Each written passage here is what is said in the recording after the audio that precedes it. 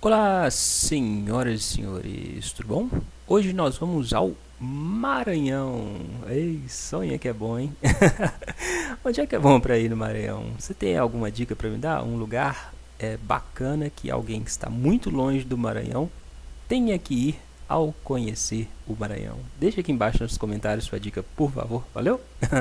Mas nós vamos ao Maranhão hoje porque hoje eu vou resolver com você a prova de matemática e lógica do concurso da Guarda Civil Municipal da Prefeitura de Timon, no Maranhão. Prova que acabou de ser realizada agora em 2019 e foi organizada pela NUCEP. Para você ver outra prova da NUCEP, da Guarda Municipal de Teresina, dá uma conferida nesse link que vai aparecer aqui agora, valeu? Essa prova tinha 10 questões e algumas questões bem complicadinhas, então vamos dar uma conferida nas questões, bora lá? Vem comigo, essa primeira questão dizia: em uma festa de Natal em que as pessoas se cumprimentam, cada pessoa cumprimenta exatamente outras 3 pessoas. É possível que na festa tivessem 2.019 pessoas? Se foram totalizados 3.030 cumprimentos, quantas pessoas havia na festa? De acordo com as perguntas 1 e 2 acima, marque a alternativa correta abaixo. Desculpa. Bom, para resolver essa questão, talvez o modo mais fácil seja imaginar a mínima condição possível. Qual é a menor condição possível para que uma pessoa cumprimente outras 3? É preciso que existam 4 pessoas. Então, vamos colocar aqui as situações existentes com 4 pessoas. Imagine que exista uma pessoa vermelha, uma verde, uma azul e uma meio marrom, laranjada, né? Essa pessoa vermelha, ela tem que cumprimentar 3 pessoas. Então, aqui, nesse exemplo com 4 pessoas, ela vai cumprimentar a pessoa verde, a azul e a marrom. Agora, e a pessoa verde? Dentre essas 4, a pessoa verde vai cumprimentar a vermelha. Esse cumprimento já foi contado aqui. Vai cumprimentar a pessoa azul e vai cumprimentar a pessoa marrom, ok? Se a gente pegar a pessoa azul, ela vai cumprimentar a vermelha e a verde, que a gente já contou, né? A azul com vermelho e azul com verde, e vai cumprimentar também a pessoa marrom. Por fim, a pessoa marrom vai cumprimentar a pessoa vermelha, verde e azul. Todos esses cumprimentos já foram contados nas situações anteriores, ok? Então, perceba que o número de pessoas da festa vai ser pelo menos 4 pessoas ou vai ser um múltiplo de 4. Consegue visualizar? Tem que ir de 4 em 4 para a gente ter essas possibilidades. Sendo assim, a gente tem que ver se 2019 é um número divisível por 4. 2019 dá para dividir por 4? Tenta dividir aí. Você não vai obter um número inteiro, porque 19 não é divisível por 4, né? Você faz 20 dividido por 4 dá 5. 1 não dá, coloca um 0.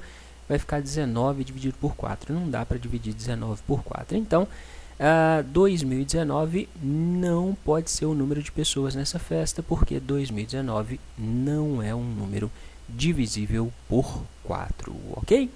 Respondendo à segunda pergunta, se foram totalizados 3.030 cumprimentos, quantas pessoas havia na festa? Para a gente descobrir quantas pessoas, vamos ver quantos cumprimentos são dados a partir dessa situação mínima em que existem 4 pessoas. A gente tem o cumprimento da pessoa vermelha com a verde, vermelha com a azul e vermelha com a marrom. Aqui existem 3 cumprimentos. A verde, a gente tem verde com vermelho, já foi contado, então a gente não vai contar de novo, né? Vermelho com verde é a mesma coisa que verde com vermelho. Então a gente continua tendo 3. Verde com azul, 4. Verde com marrom, 5. E a azul? Azul com vermelho já foi contado, azul com verde já foi contado, azul com marrom. 6 cumprimentos diferentes. A marrom, todos os cumprimentos da marrom já foram contados na situação anterior, ó. Marrom com vermelho, marrom com verde, marrom com azul. Então, quando existirem 4 pessoas, vão existir 6 cumprimentos diferentes. Isso significa que cada 4 pessoas fazem 6 cumprimentos no total. Então, a gente vai dividir 3.030 cumprimentos totais por esses 6 cumprimentos a cada 4 pessoas. 3.030 dividido por 6 dá 505, né? E a gente vai multiplicar esse 505 pelas 4 pessoas, porque cada 4 pessoas dão esses 6 cumprimentos. Então, 4 vezes 505 dá 2.020 pessoas. Sendo assim, essa seria a resposta da questão, a resposta não e 2020. Então, nessa prova, era a letra E. Certinho? Dúvida! Se tiver dúvidas para essa ou para qualquer uma das questões que eu vou resolver com você nesse vídeo, pode me escrever, deixe sua dúvida aqui embaixo nos comentários que eu sempre respondo tentando te ajudar. Valeu? Agora, se entender a questão, larga o joinha no vídeo e, por favor, compartilhe esse vídeo nas suas redes sociais, manda para alguém pelo WhatsApp, coloca no Facebook, Instagram, né? Ainda mais agora que o concurso acabou de acontecer, então ajuda a divulgar aí, valeu? Vamos para a questão número 12, bora lá? Eduardo vai ao médico para uma consulta de rotina. A secretária lhe entrega uma senha numérica para uma espera mais organizada. A seguir, temos afirmações sobre o número de senha de Eduardo. A soma de dígitos do número é 9, 2 dos dígitos são iguais, o número é menor que 105 e maior que 43, o número é primo. O que é um número primo? O número primo é aquele que é divisível só por 1 e por ele mesmo, não é? Sabendo-se exatamente que uma das afirmações acima é falsa, assinale abaixo o número da senha de Eduardo. O jeito mais fácil de resolver essa questão é vendo alternativa por alternativa. A gente vai ver se cada uma dessas alternativas atende a pelo menos 4 desses critérios. Todas as alternativas atendem aos critérios 3 e 4. Todos os números são menores que 105 e maiores que 43. Então, será que essas alternativas atendem aos critérios 1, 2 e 3? Elas têm que atender a pelo menos 2 desses critérios, porque só existe uma afirmativa falsa. 63. A soma dos dígitos de 63 dá 9? Dá. 6 mais 3 dá 9. 2 dos dígitos são iguais? Não, o 6 é diferente do 3, então essa aqui já é falsa, né? Não tem 2 dígitos iguais. 63 é primo? Não, 63 não é primo. Ele não pode ser dividido só por 1 e por ele mesmo. 63 pode ser dividido por 9, por 7, né? Pode ser dividido por 3. Então, 63 não é um número primo. Se existem 2 falsas para o 63, a resposta não pode ser a letra A. Por quê? Só existe uma afirmativa falsa. Entendido? 81. A soma do 81 dá 9. Existem 2 números iguais? Não tem 2 dígitos iguais. O 81 é primo? Não, o 81 não é número primo, né? Então, não pode ser a letra B. 90. A soma dá 9. Tem 2 dígitos iguais? Não tem 2 dígitos iguais. 90 é primo? Não, 90 pode ser dividido por 10, pode ser dividido por 9, por 5, né? Não é primo. 101, a soma dá 9? Não. 1 mais 0 dá 1, 1 mais 1 dá 2. A soma não dá 9.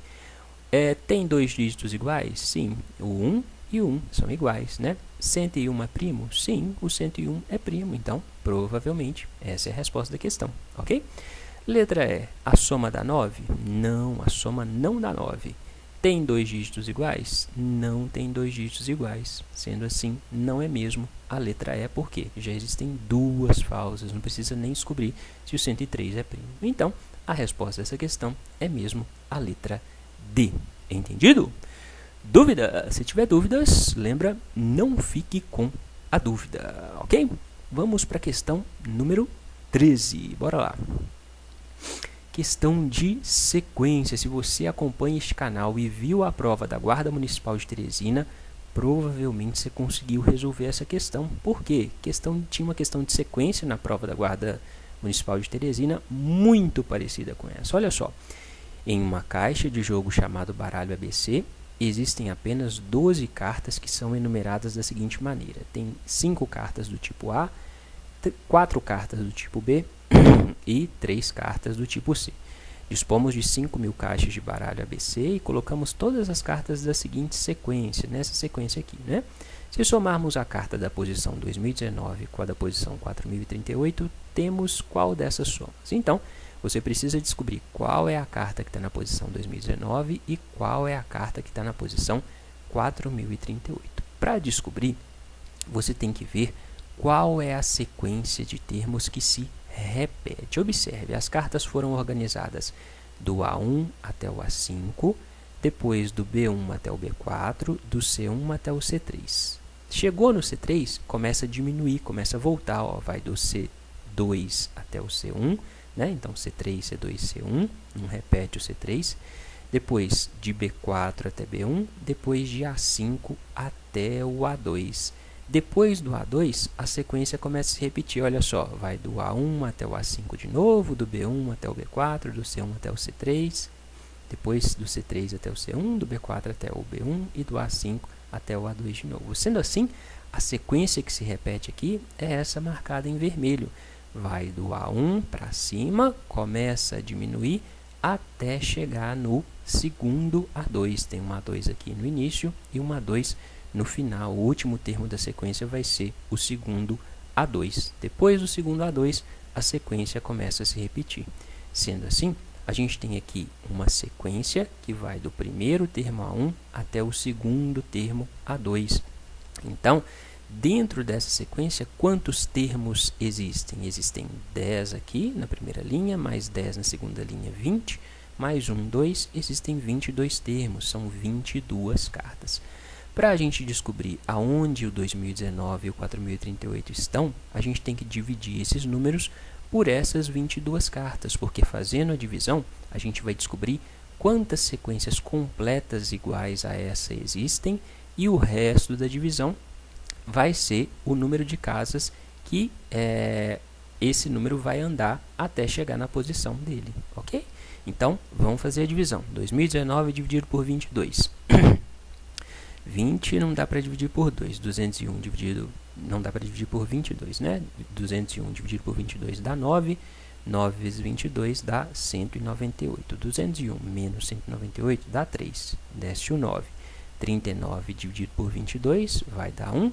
1 vezes 22 dá 22. 39 menos 22, 9 menos 2 dá 7. 3 menos 2 dá 1. Ou seja, no 2019, existem 91 sequências completas iguais a essa, com 22 cartas, e ainda sobram 17 cartas.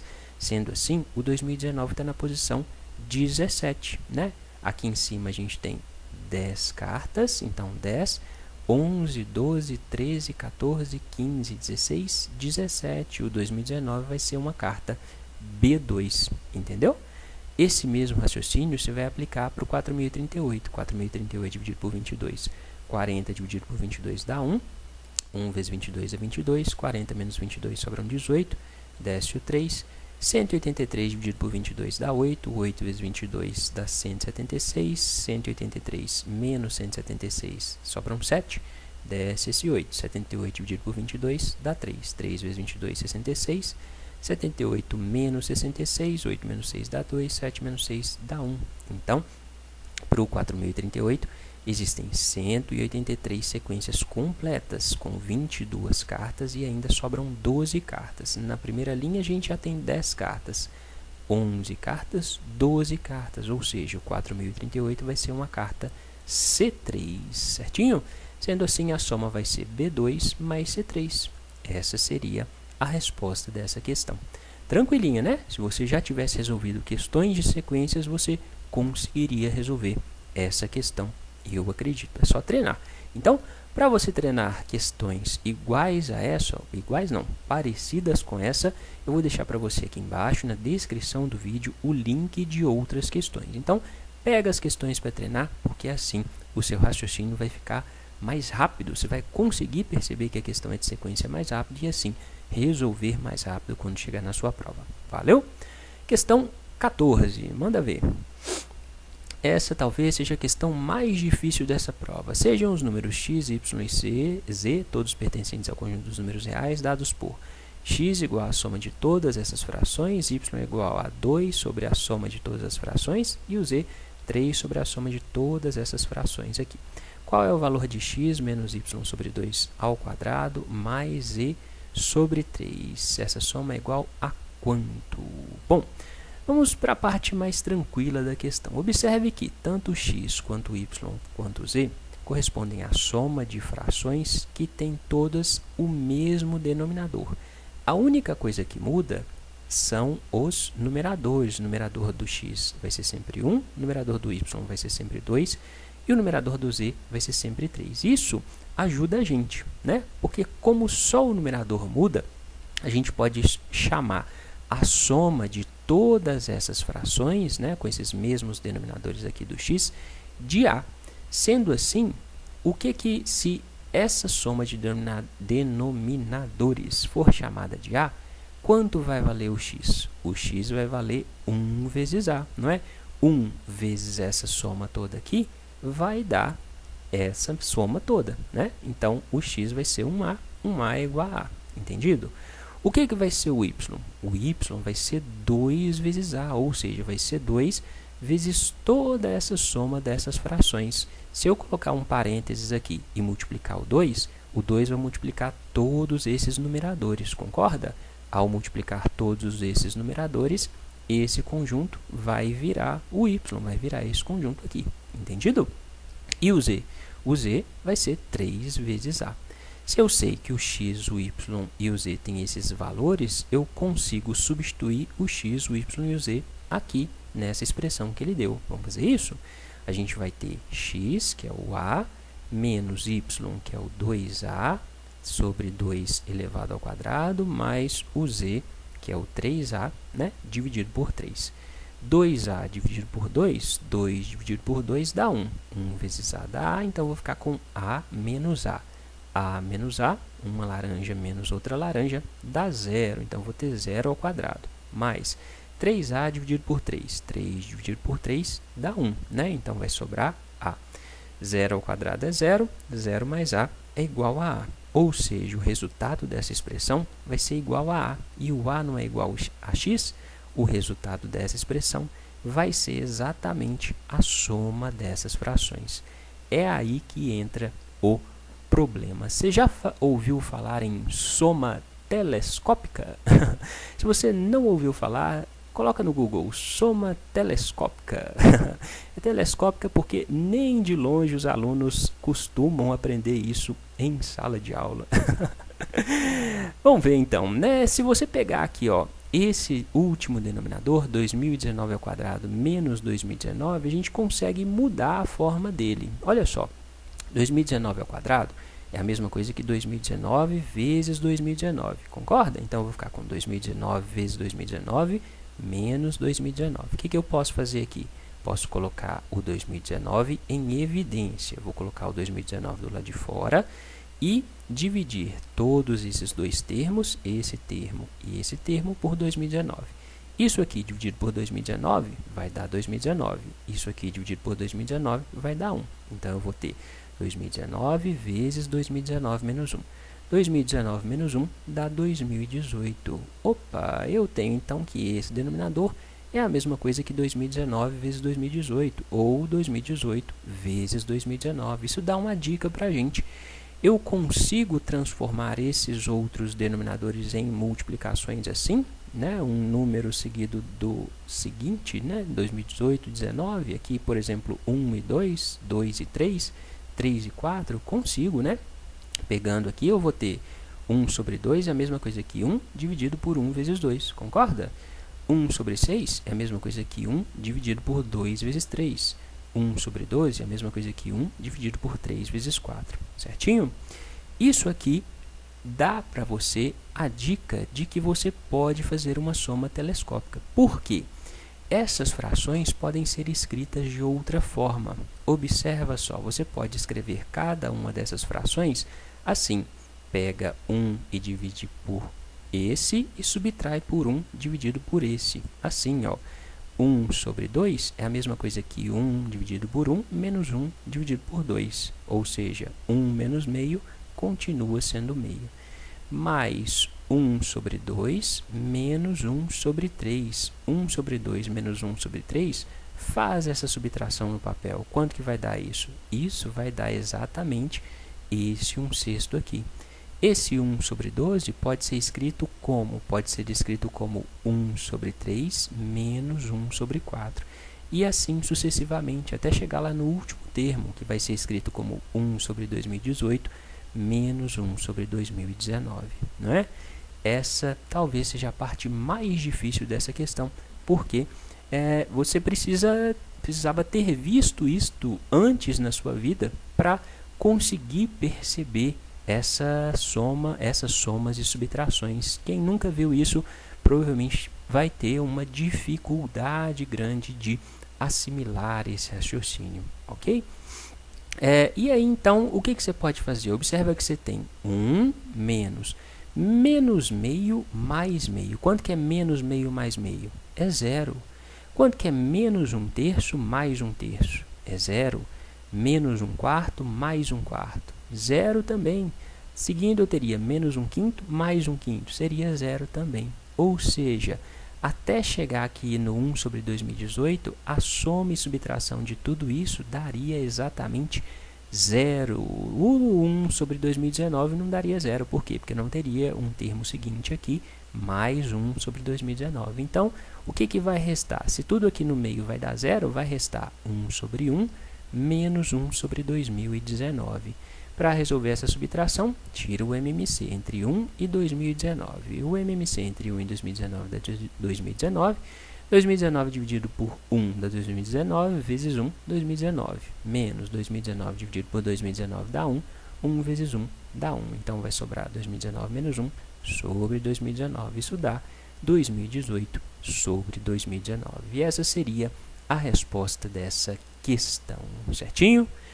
Dúvidas? Provavelmente vão existir dúvidas, porque, como eu já disse, muita gente não vê esse tipo de conteúdo no ensino médio, né? Mas caiu nesse concurso e com certeza pegou muita gente de surpresa, não é? Vamos para a questão número 15, bora lá? Em um grupo com 40 pessoas, contendo mulheres e homens, pergunta-se sobre a preferência pelas cores de roupas azul e rosa. Observa-se que 8 homens gostam de rosa, 7 de azul. No grupo existem 17 homens, 7 pessoas gostam de azul e rosa, 6 homens e 9 mulheres não gostam de tais cores e 13 pessoas gostam só de rosa. Quantas mulheres gostam de roupas de cor azul? Bom, essa questão provavelmente vai gerar polêmica. Vamos começar então, vamos resolver essa questão usando conjuntos, que eu acho que é a forma mais fácil de resolver, né? Vamos trabalhar primeiro com o conjunto dos homens. Então, vão existir homens que gostam de roupas azuis, homens que gostam de roupas rosa e, na interseção, homens que gostam das duas cores, ok? A gente sabe, a partir dessas informações, quantos homens gostam das duas cores? Não, a gente não sabe, não foi dada essa informação. Então, a gente vai dizer que existem X homens que gostam tanto de roupa azul quanto de roupa rosa. Aí o problema fala, 8 homens gostam de rosa. Isso significa que dentro desse conjunto rosa todo existem 8 homens. Sendo assim, quantos homens gostam só de rosa? São os 8 do total, menos esse x. Então, aqui a gente vai ter 8 menos x. Entendido? 7 homens gostam de azul. Isso significa que dentro do conjunto azul existe um total de 7 homens. Só que o conjunto azul é isso tudo aqui. Desses 7, x já estão representados aqui. Então, quantos sobram para cá? Sobram 7 menos x. Entendido? O problema também disse que existem 6 homens e 9 mulheres que não gostam de nenhuma dessas duas cores. Então, eles estão aqui do lado de fora, 6 homens e 9 mulheres. Nesse caso, vamos avaliar só os homens. E, por fim, o problema falou que existe um total de 17 homens. Então, se a gente somar todos esses valores de homens, o resultado vai dar 17. Vamos fazer isso? 7 menos x mais 8 menos x, mais 6 é igual a 17. Fazendo essa soma, a gente vai ficar com 7 mais 8, 15, 15 mais 6, 21. Pego esse 17, passo para o de cá, vai passar com menos 17. Menos x mais x dá 0, 0 menos x dá menos x. Passa esse menos x para cá, vai passar com mais x. 21 menos 17 dá 4. X é igual a 4. Se x é igual a 4, a gente pode dizer que existem 4 homens que gostam das duas cores. 7 menos 4 dá 3. Existem 3 homens que gostam só de azul. 8 menos 4 dá 4. Existem 4 homens que gostam só de rosa. Certinho? Agora, a gente vai avaliar as mulheres. Então, tem as mulheres que gostam de azul, as de rosa e as que gostam das duas cores. O problema falou pra gente que 7 pessoas gostam de azul e rosa, ou seja, 7 pessoas envolvendo homens e mulheres gostam das duas cores. Dessas 7, a gente viu que existem 4 homens. Então, quantas mulheres vão existir? Vão existir 7 menos 4. 7 menos 4 dá 3 mulheres. 3 mulheres gostam das duas cores, ok? O problema diz também que 13 pessoas gostam só de rosa. A gente sabe que dessas 13 pessoas, 4 são homens. Então, quantas mulheres gostam só de rosa? 13 pessoas menos 4 dá 9. Por fim, falta saber quantas mulheres gostam só de azul. A gente consegue saber? Consegue. Só a gente somar o número total de mulheres, não esquecendo dessas aqui que não gostam de nenhuma das duas cores, e igualar o total de mulheres. Qual é o total de mulheres? É 40 pessoas menos os 17 homens. Vamos fazer isso? Então, a gente vai ter B mais 3 mais 9, mais essas 9 mulheres que não gostam de nenhuma das duas cores, tudo isso é igual a 40 menos 17. 40 menos 17 dá 23. 9 mais 9, 18. 18 mais 3, 21. Passo o 21 para cá, vai passar negativo. Então, a gente vai ficar com B igual a 23 menos 21. 23 menos 21 dá 2, ou seja, 2 mulheres gostam só da cor azul. Aí, a gente tem um problema, porque o gabarito preliminar divulgado diz que essa seria a resposta, né? 2 mulheres gostam da cor azul. No entanto, não foi isso que foi perguntado. O problema perguntou quantas mulheres gostam de roupas de cor azul. Ou seja, no meu ponto de vista, a pergunta envolve todo o conjunto azul. Mulheres que gostam de azul são essas 2, o B, mais essas 3, totalizam 5 mulheres. Por isso, eu acredito que essa questão possa ser anulado. O que você acha? Deixa aqui embaixo nos comentários a sua opinião. Mas no meu ponto de vista, 5 seria a resposta correta. Então, não teria resposta neste gabarito, ok? Vamos para a questão 16. Maria deseja reformar sua casa antes de seu aniversário, mas para isso precisa recorrer a um empréstimo bancário. Não faça isso, né, gente? Se não for uma reforma urgente, espera ter o dinheiro para fazer a reforma, ué. Considerando que Maria recebe um empréstimo no valor de R$8.000 a uma taxa de juros simples de 2,7% ao mês, considerando o mês com 30 dias, qual o valor dos juros a serem pagos se a duração do empréstimo for de 1.000 dias? É uma questão tranquila de juros simples. Como o problema envolve juros simples, a gente pode resolver usando uma regra de 3. O problema disse que os juros são de 2,7% ao mês, e o mês tem 30 dias. Então, os juros são de 2,7% em 30 dias. Ele disse que ela pegou o empréstimo por 1.000 dias. Então, em 1.000 dias, quais serão os juros? Para a gente descobrir, basta fazer essa regra de 3. 30 vezes x vai ser igual a 2,7 vezes 1.000. Pega o 30 que está multiplicando, passa para o lado de cá, vai passar dividindo. A gente vai com x igual a 2.700 dividido por 30. Corta esse zero com esse zero, vai sobrar 270 dividido por 3, isso dá 90. Em 1.000 dias, os juros foram de 90%. Sendo assim, quanto ela pagou de juros? Pagou 90% de 8.000, né? 90% de juros em 1.000 dias, 90% de 8.000, que foi o valor que ela pegou emprestado. Como que a gente resolve porcentagens? Você lembra? Porcentagem, 90% é a mesma coisa que 90 dividido por 100, 90 sobre 100. O de você substitui por uma multiplicação e o 8.000 você repete, né? Se não gostar de trabalhar com fração, coloca número decimal. 90 dividido por 100 é 0,9, então você vai ficar com 0,9 vezes 8.000.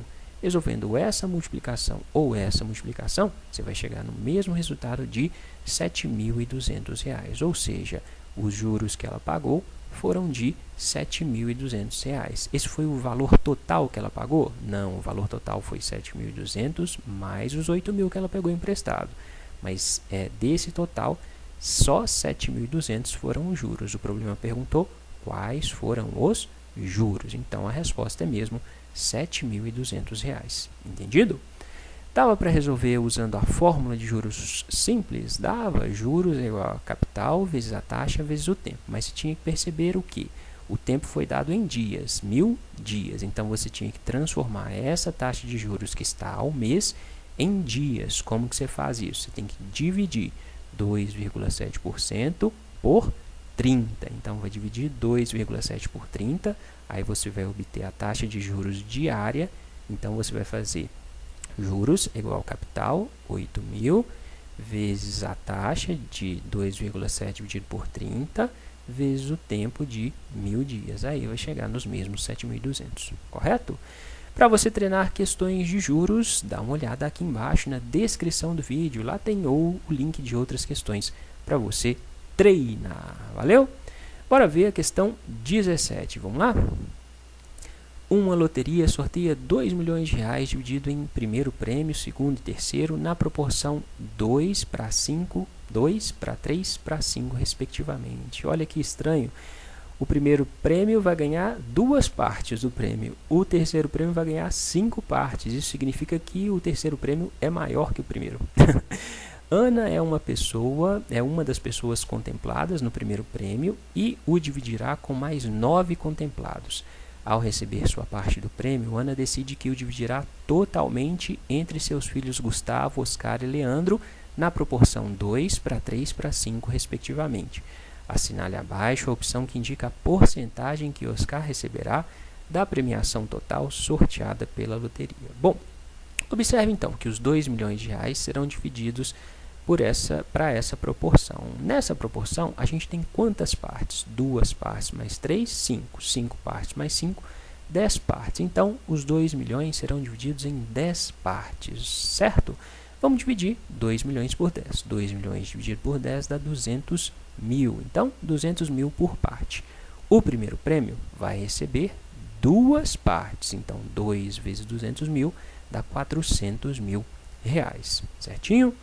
A Ana não ganhou sozinha esses 400 mil, ela ganhou com outras 9 pessoas. Então, esses 400 mil serão divididos em 10 pessoas, entre 10 pessoas. 400 mil dividido por 10 dá 40 mil reais. A Ana vai levar 40 mil reais para casa. Aí, ela vai dividir esses 40 mil entre os 3 filhos dela nessa proporção. Ou seja, mais uma vez, esses 40 mil serão divididos em 10 partes e cada um dos filhos vai receber 2 partes, 3 ou 5 partes. 40 mil dividido por 10 dá 4 mil. A gente quer saber a porcentagem referente ao Oscar. O Oscar é o filho do meio. O filho do meio recebeu 3 partes, certo? Então, a gente vai fazer 3 vezes 4 mil. 3 vezes 4 mil dá 12 mil. Esse é o valor absoluto que ele vai receber. A gente quer saber a porcentagem que isso significa em relação ao total. Então, para descobrir, basta fazer uma regra de 3. O total, 2 milhões, corresponde a 100%. O valor que ele recebeu, 12 mil, corresponde a x%. Então, a gente vai ter 2 milhões vezes x é igual a 12 mil vezes 100. O x vai ser igual a 12 mil vezes 100, dividido por 2 milhões. O que você pode fazer? Pode simplificar. Simplifique esses 3 zeros com esses 3 zeros, esses 2 zeros com esses 2 zeros, vai sobrar 12 sobre 20. 12 dividido por 20 dá 0,6, ou seja, os 12 mil reais correspondem a 0,6% do total do prêmio. Essa seria a resposta dessa questão, certinho? Dúvidas? Se tiver dúvidas, pergunte, né? Essa questão é um pouco estranha porque o primeiro prêmio é o menor dos prêmios, o terceiro prêmio é o maior dos prêmios. Mas apesar dessa estranheza, essa foi a informação dada, né, pelo enunciado de uma forma clara.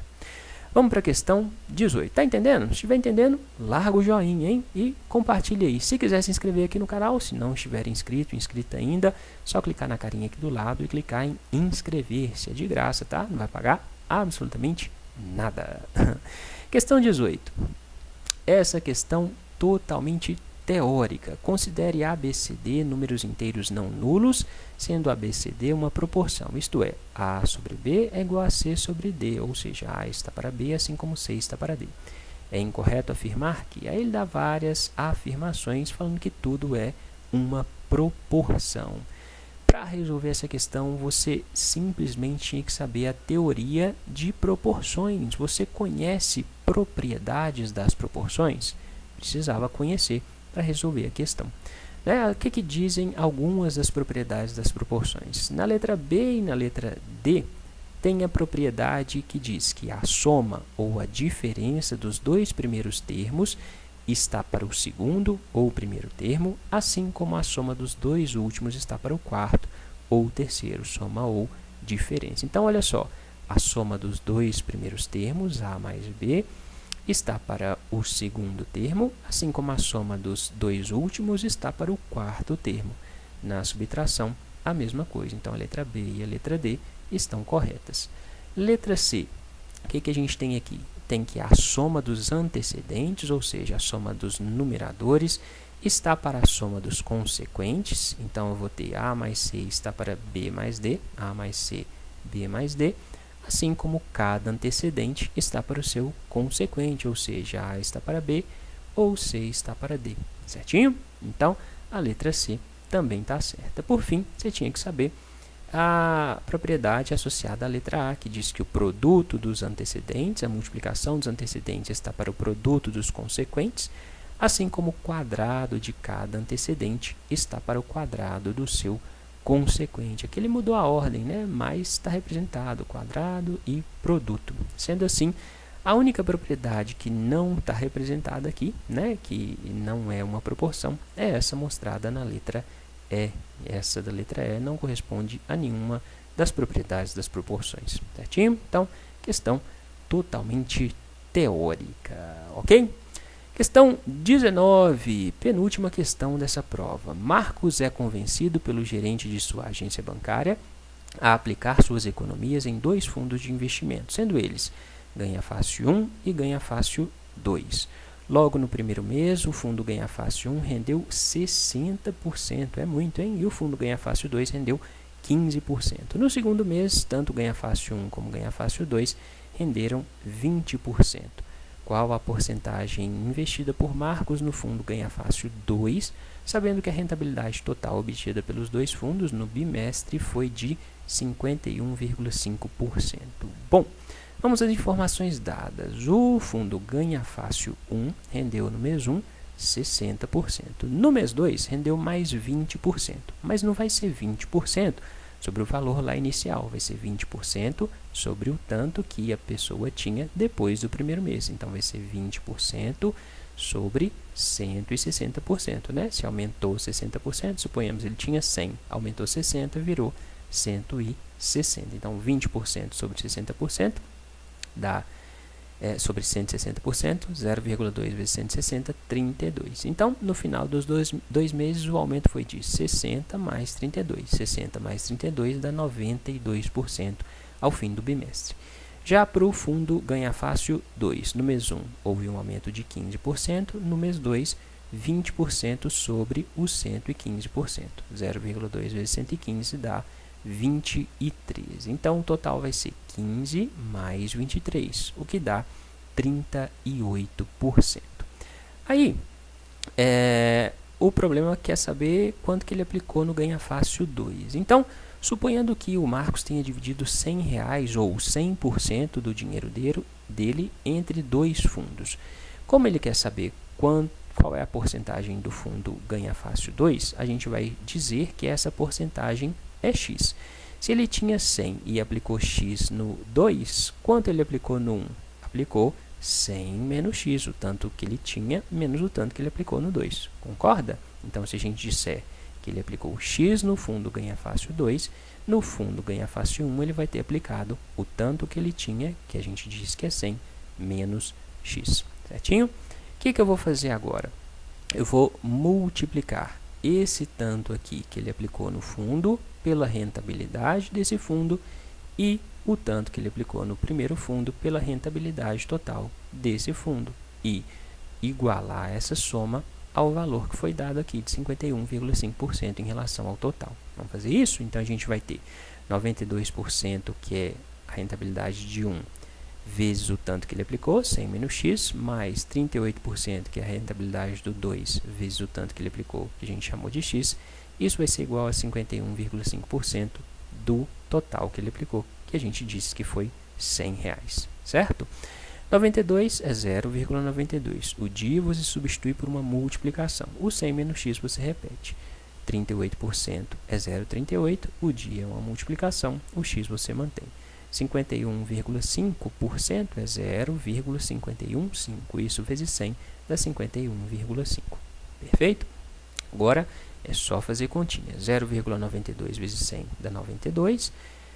Menos 0,92x mais 0,38x, isso é igual a 51,5. O que você pode fazer? Pega esse 51,5, passa para cá, vai passar negativo. 92 menos 51,5 dá 40,5.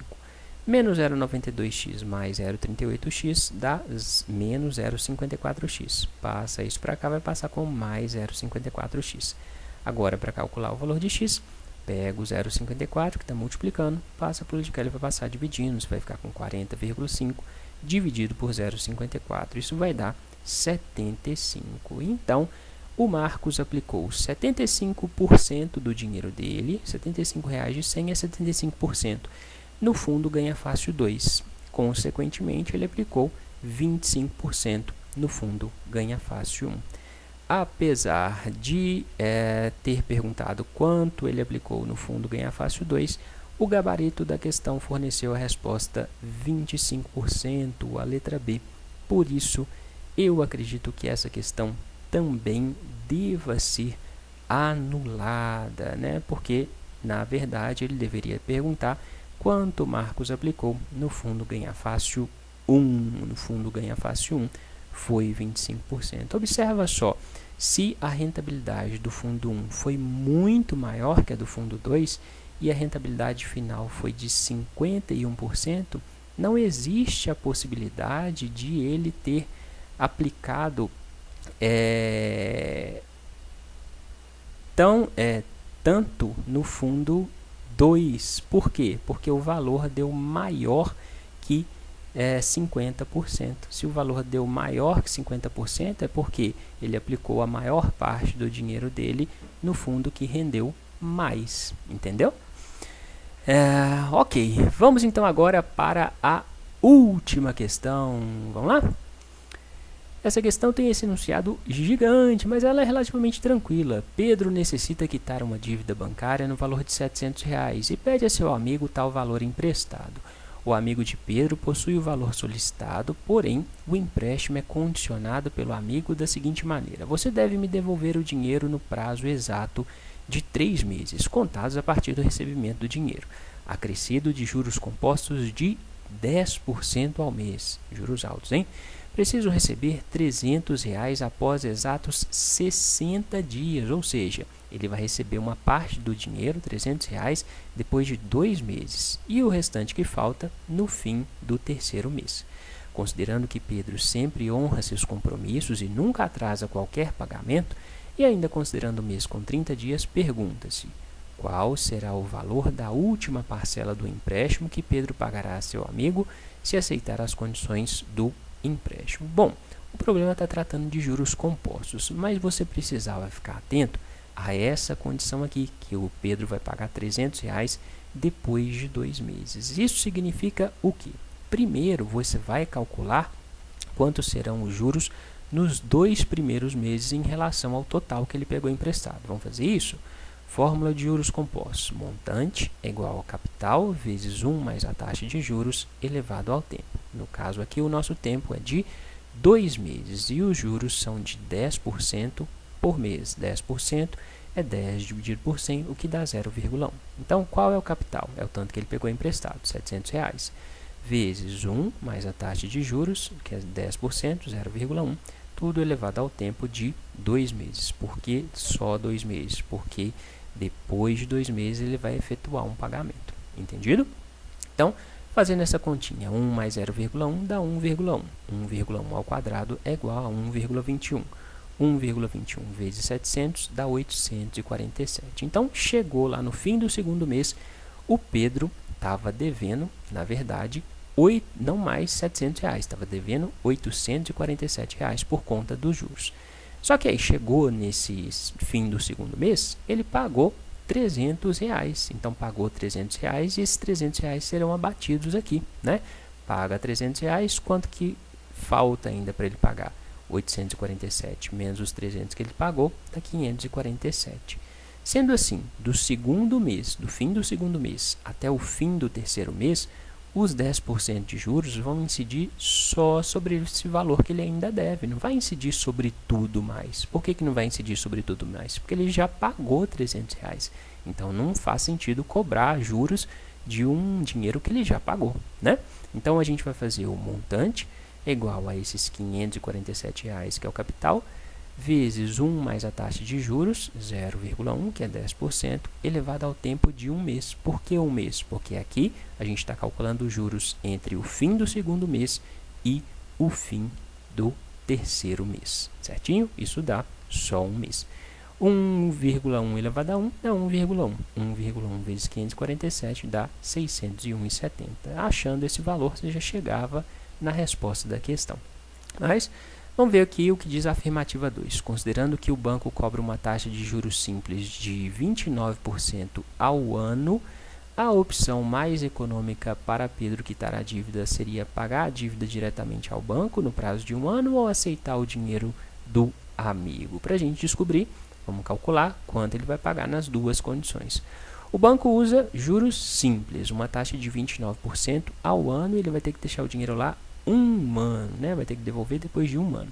Então, nesse caso, juros simples, juros é igual a capital vezes a taxa vezes o tempo. O capital é 700 vezes a taxa, 29%, 29 dividido por 100 dá 0,29, vezes o tempo, que é igual a 1, né? Ele já deu para a gente juros ao ano e o tempo está em anos. Então, vai ficar 1 vezes 0,29 dá 0,29, vezes 700 dá 203. Quanto que ele vai pagar no total? Ele vai devolver os R$700 mais esses R$203 de juros. 700 mais 203 dá R$903. Quanto que ele pagou para o amigo dele no final? Ele pagou R$300 mais esses 601,70. R$300 mais 601,70 dá R$901,70. Ou seja, compensou mais ele fazer o negócio com o amigo dele, certinho?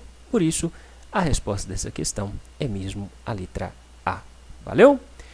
Dúvida? Se tiver dúvidas, pergunte. Agora, se tiver entendido, larga o joinha no vídeo, compartilha esse vídeo com alguém, vamos divulgar esse conhecimento e pode se inscrever no canal, que é de graça. Valeu? No mais, bons estudos e até a próxima.